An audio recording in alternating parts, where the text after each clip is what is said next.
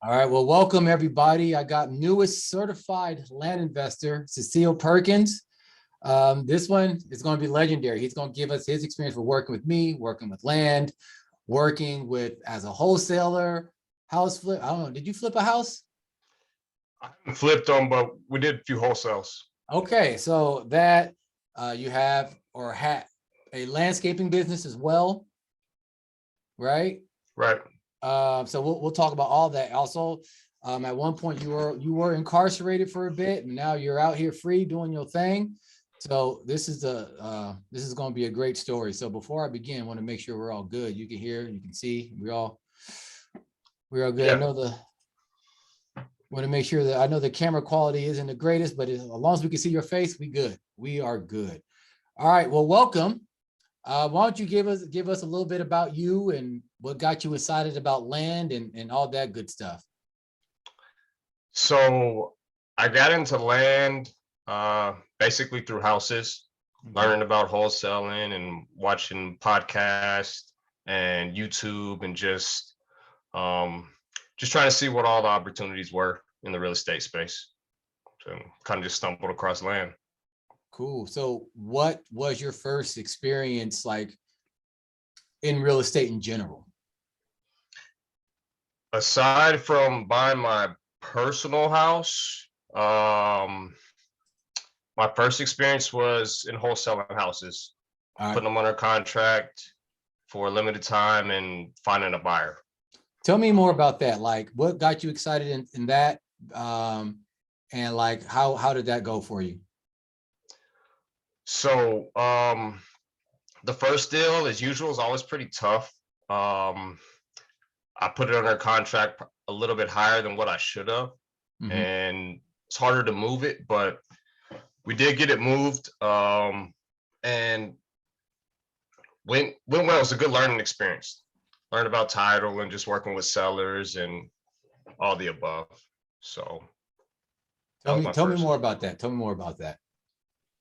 So I found the first seller just driving for dollars. So a couple come out of their house, pull the truck over, I hop out. Hey, what's going on? My name's Cecil, looking to buy a house in the area. And that led to a contract. So I was helping them because they were living in a home that it's pretty bad condition and they wanted to get out of it. So we came to agreement. I helped them move to apartment and we ended up finding a buyer for that house. How much did you the house sell for? As in like, what did you have it on contract for versus how much did the that buyer purchase it for? And then do you know if they flipped it or rehabbed it or whatever? Right. So I initially had it under contract for 130. Then I had to get it down to 100 just to find the buyer. I got it at 100 and I sold it at 105. Okay. All right. So you made about $5,000 in that deal? It was a JV. So okay. So you worked with somebody. Right. Got it. So you're doing this stuff, right? You had a couple of wholesale deals under your belt. You come across some land parcels. Is that what happened? Or how did like the land thing start with you? I want to say it was a podcast that I had heard. So I was taking in a lot of knowledge and I got tipped on the land. And so I just started applying for all the Facebook groups on land, kind of watching posts and came across your group and a few others. And I just started kind of diving in. Nice. Nice. And then so land seemed to make sense. Now, I know you were doing land and wholesaling at the same time. We'll get into that. But what I want to do is start from the beginning. Like when we first met, you had or I guess you still have your landscaping company, but before that you were locked up for a bit. Like, so tell me what happened, like what got you, I guess into trouble, so to speak. And then what kind of helped you kind of turn things around? So, grew up in Houston and Houston, I was just the wrong crowd, doing the wrong thing. I wasn't thinking about real estate or I was business minded, but not legitimately. So I got in trouble there for drugs. I got locked up, did 5 years, a little over than that. And in jail, I read Multiple Streams of Income. It's a book by Robert Allen. And that kind of just planted the seed to do real estate as well as other streams of income. But that started the real estate. And then I read anything I could get on real estate inside. And once I got out, I didn't have a lot of capital. I didn't have a lot of resources, so I just started cutting grass to build money to buy the real estate, not knowing that I didn't need too much money to get in real estate at that time. So built the landscape out. That helped me buy my current house. And from there, I got out of landscaping and just focused more on real estate full time. Nice. So when you were locked up, like, did you find it hard to have people, or even after you got out, kind of support what you're trying to do? Like finding people that were, willing to, help you do what you need to do, even if it wasn't about money, but like, give you that encouragement, give you that, keeping you on the straight and narrow, or did you have to like find a whole new like group of like just people to surround yourself with? So when I got out, I came straight to San Antonio. I didn't go back to Houston. So that made the transition a lot easier. And everybody out here is very supportive of me, and nice. Knew I kind of had what it took to get where I wanted to be. So no, I had great supporters, thank God. No, that's really good. That worked. That's really good. So then you're doing a landscaping thing. You actually built up a thriving business. How big was it before you had to like, this is cool, but I need to do something else? So I guess biggest employee wise, we had about 6 employees, 1 office manager and 1 VA. Revenue, we did almost 400,000 for the last year. Wow. That's just sales though. That's not net. Right. I wasn't enjoying it. The money was good, but my heart was in real estate and just doing deals. And so I kind of just not walked away from it, but just minimized it. Like, so yeah, and that was landscaping. Got it. Yeah, I mean, I would imagine doing landscaping in the summer in Texas probably wasn't the most fun thing in the world. So I can understand why, kind of doing the real estate angle makes sense. All right, so let's fast forward a bit. You come to my group, we have a discussion, you decide to join my little inner circle, so to speak, and you're in it. So why don't you tell me a little bit about how it first started when you first joined the group? Because again, you had some experience with wholesaling. You kind of understood what was going on, like on a high level. What was it like diving in and like really trying to do this land thing, which is different than the wholesale thing? So at first it was a lot of knowledge. You've got a pretty extensive course, which is a good thing. It's a plus. It's a lot of detail in there. And it's not like wholesaling. It's very different. It's a different model. It's quicker. And it really, like I said, it's kind of night and day to wholesaling to me, because you're using your own money, and it doesn't have to be a lot, but you're investing a lot of time looking in the areas that you choose to market in.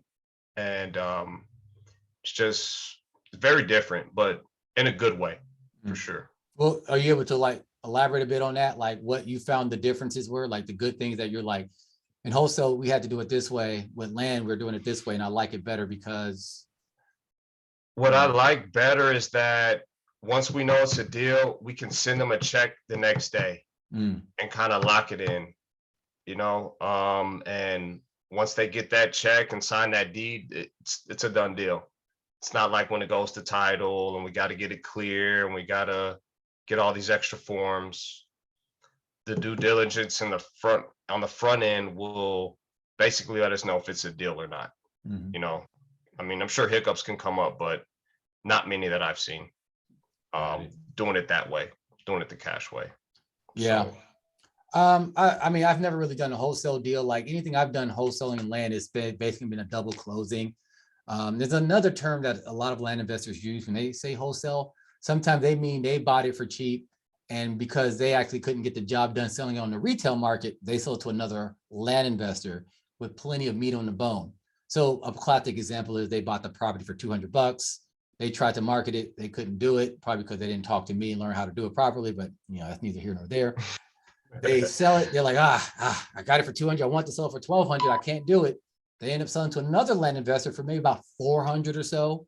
And then that other land investor will sell it for the 1,200. So sometimes that's also referred to as wholesaling in the land investor space. But for the most part, most people are, when they hear wholesaling, they think about what you're talking about. You're signing a contract and all that.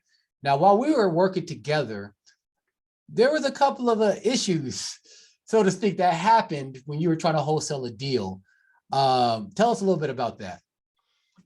on the house side, wholesaling. I think so, Or- or it could have been a land one that you tried to do. Yeah.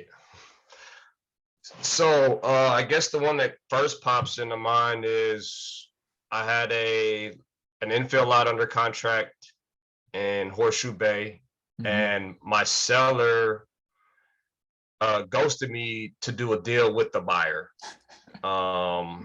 Yeah, so I had it under contract with him, and then my buyer who wanted to purchase the land sent the seller a letter. Hey, give me a call. I can give you more for the lot than he can. And so the seller ghosted me, and yeah, I lost that deal. Mm. But I could have got a lawyer involved. I could have done the whole memo thing and took it to court, but for me, it wasn't worth the time or the effort for a few $1,000. So I kind of just let it go, and that was one. Yeah. And I think that's a big problem with, because honestly, what you experience is not necessarily rare. I'm sure more experienced wholesalers probably have all these things that they can do to kind of prevent that. But in general, no one, like, are you really going to take someone to court over a couple $1,000, right? Like, it's like the amount of time and energy and probably even court fees, depending if you're getting a lawyer or not. I mean, like, it's, at the end of the day, it's probably not worth it. However, the frustration, the disappointment you probably feel as someone does something sneaky behind your back like that is probably very frustrating. So I get it. I get why you wouldn't want to pursue that. And you just, like, hey, cut my losses and move on and this and that. Now, tell us, you recently got like a couple of deals under your belt. Some you wholesaled, some you bought for yourself. Tell us about some of those and how that went. Okay, so I'm using a software called HiveMind that's getting me all my deals. I'm doing mainly text blast, and one deal we got was in South Carolina. This one is just a basic infill lot that we got at 2, and we also already have a buyer at 14. So you bought it for 2K, you're selling it for 14K. Right. All right. So when I come to San Antonio, lunches and dinners on you, right? Yeah, right on. I got you, man, for sure. Okay. All right. That sounds pretty good. What else we got going on right now?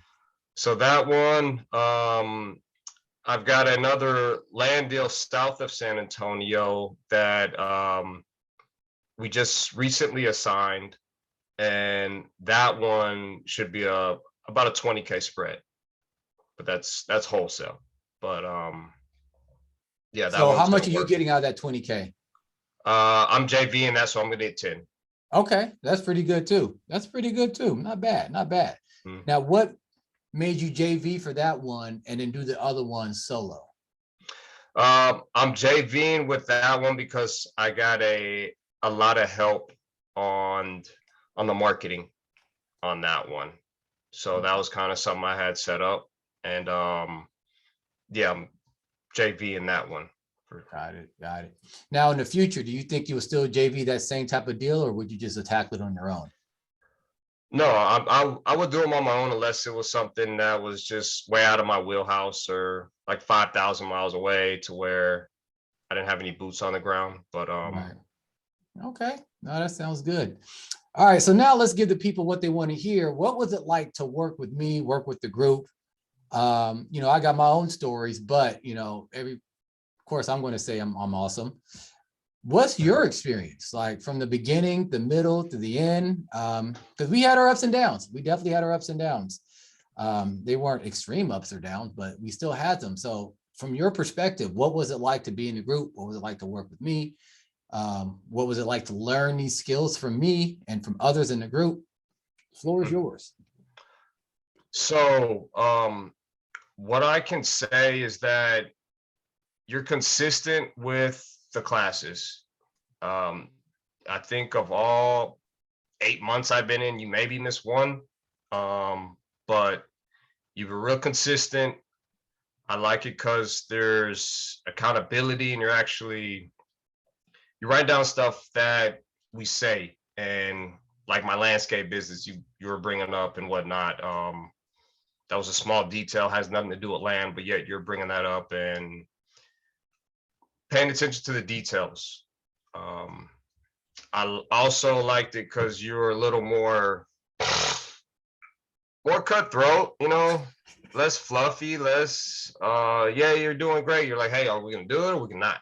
Are you gonna text or are you not gonna do it? And why not? So I can appreciate that, you know, um, constructive criticism. So it was it's a good experience. You talk a whole lot, I think you could let others speak a little more, but Got you. Noted. Noted. it's all good, um yeah, and I enjoyed it. And the other members in the class, PJ, Terry, Mark, those guys are real helpful too, and that helped out a lot as well. Awesome. I remember there was a part where like you were getting real down on yourself, and it was doing the lulls of it as you're learning something new and things just weren't working as expected. And then next thing you know, it's like boom, you just kind of just did like a 180. Like, do you remember what I'm talking about? Right.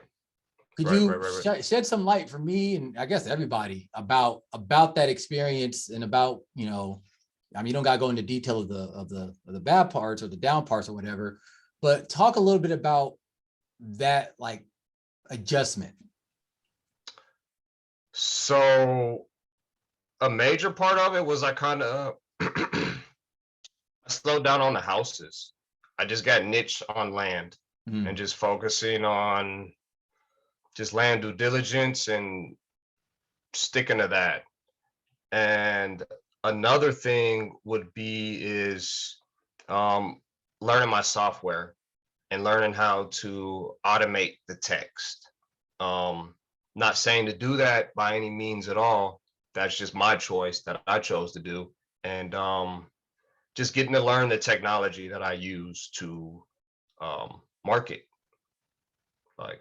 So that helped out a lot, as well as just getting tired of not doing deals and everybody else is doing deals.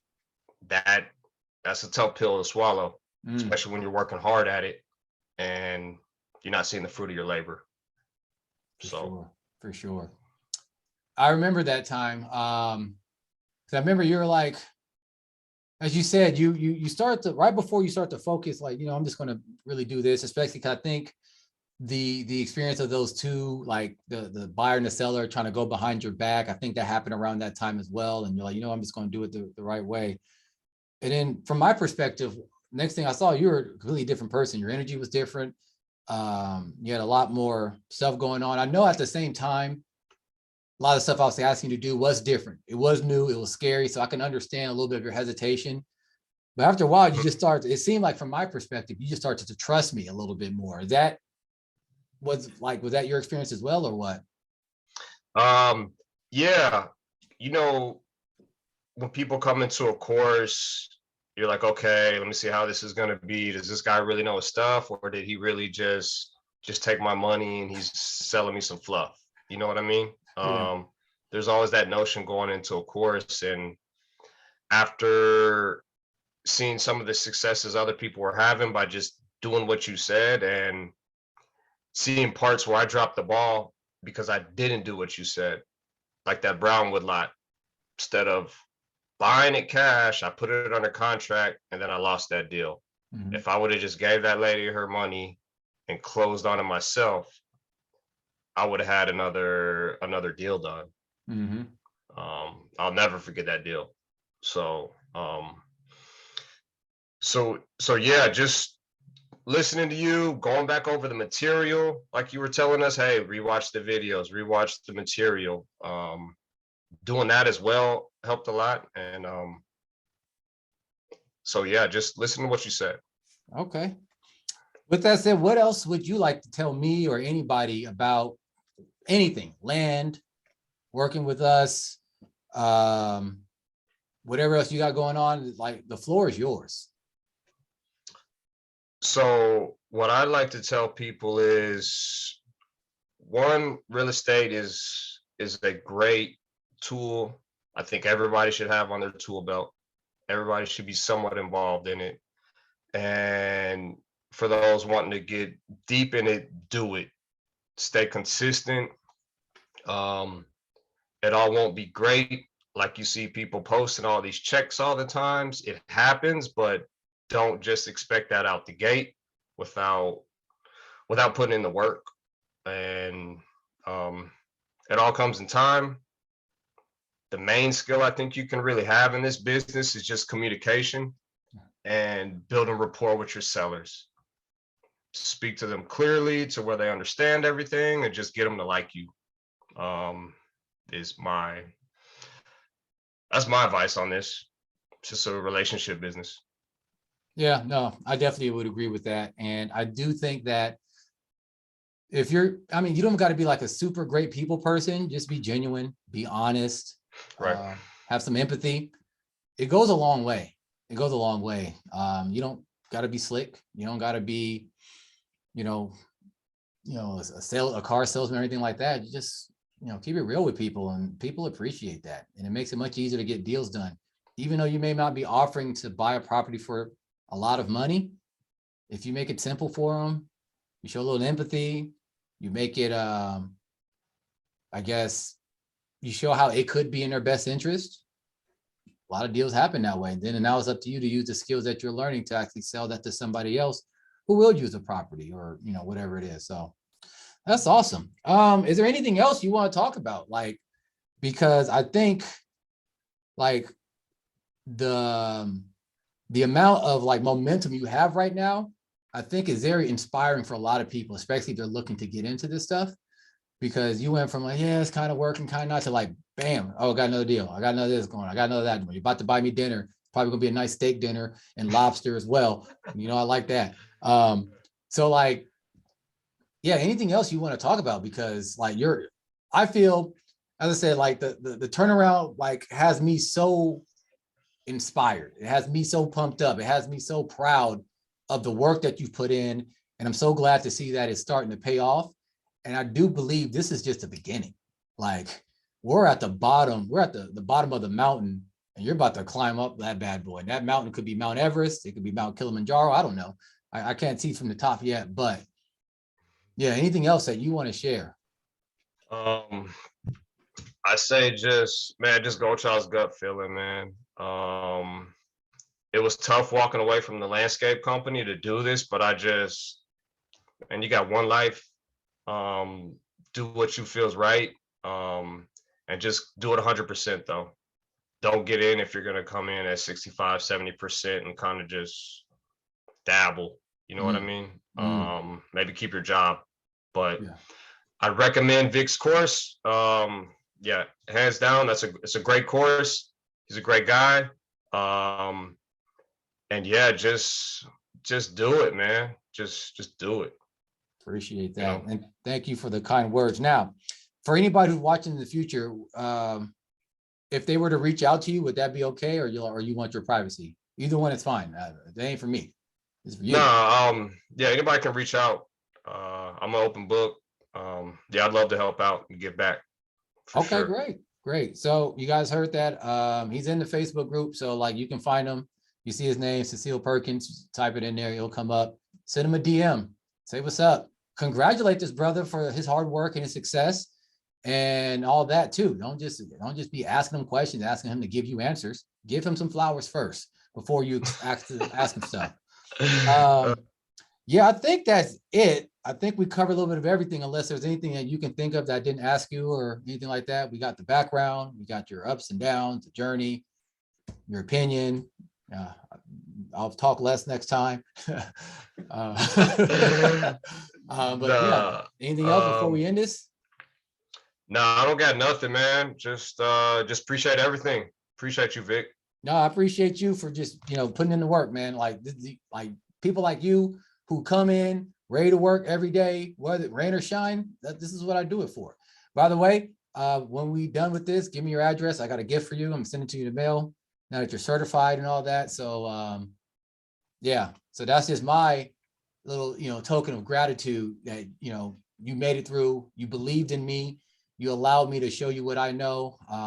Again, it's not easy at first to, trust somebody like that, but you did it and it's paying off. So let me say thank you to you by sending you a gift. Okay. Bet. I'll get you that info, man. Awesome. Awesome. Well, going to get the replay. Cool. All right, man. Well, I appreciate this. I appreciate you. Anybody want to hit him up? Go ahead, hit him up, send him a DM. As I said, give him his flowers, hit me up. But yeah, till next time, guys, I hope you guys keep doing your thing. This is a lot of fun. Peace.